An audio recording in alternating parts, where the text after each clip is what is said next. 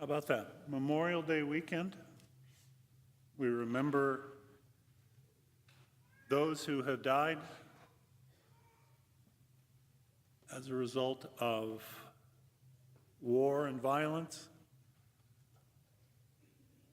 And Jesus in the gospel speaks of peace. Peace I leave you, my peace I give you. Not as the world gives, do I give peace to you.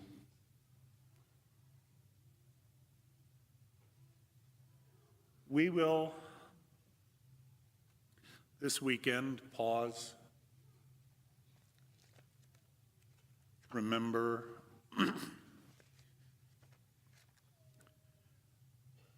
say, undo all the nice patriotic things,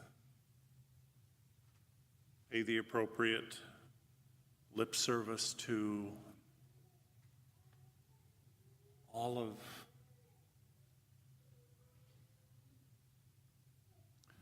the right things.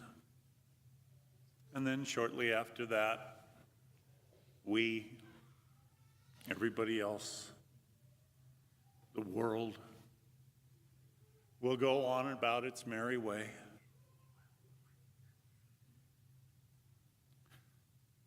Jesus said, do not let your hearts be troubled or afraid. Well, we will head right back into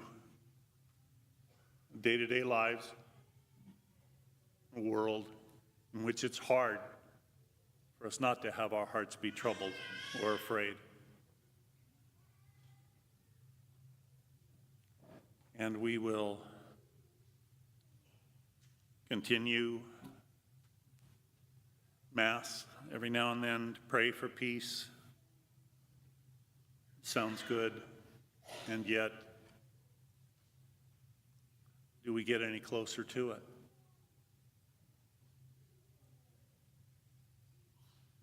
Got a neat quote. Peace is not the absence of conflict, but the presence of creative alternatives to respond to conflict.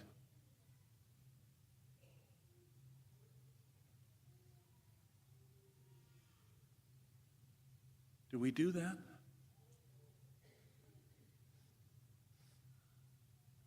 When peace is threatened, when violence breaks out, do we just react the same way we always have? Retribution, vengeance, dominance? Or do our thoughts really turn to finding other ways?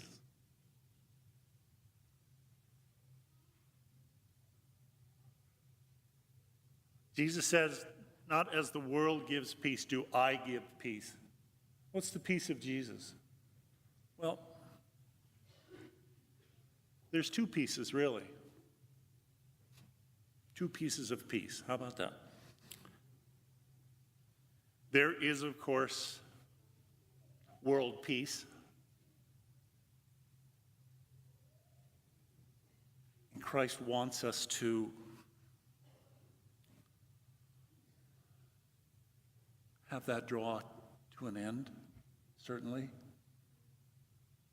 But he also offers us inner peace. And when we pray for peace, which one do we tend to focus on? Because they're both necessary.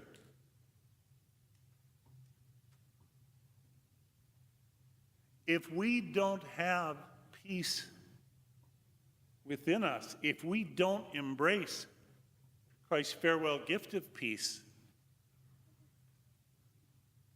how are we ever going to make or have an influence on our society, our culture, our world? So, we've got to be careful. We've got to be very, very, very careful. We received this warning recently. Be on the lookout for symptoms of inner peace. The hearts of a great many have already been exposed to inner peace, and it is possible that people everywhere could come down with it in epic proportions. This could pose a serious threat to what has up to now been a fairly stable condition of conflict in the world. Some signs and symptoms of inner peace include the following. You might want to check yourself for symptoms. A tendency to think and act with spontaneity rather than on fears based on past experiences. An unmistakable ability to enjoy each moment. A loss of interest in judging self. A loss of interest in interpreting the actions of others. A loss of interest in conflict. A loss of the ability to worry. This is a very serious symptom. Frequent, overwhelming episodes of appreciation. Contented feelings of connectedness with others and nature. Frequent attacks of smiling. An increasing tendency to let things happen rather than to make them happen.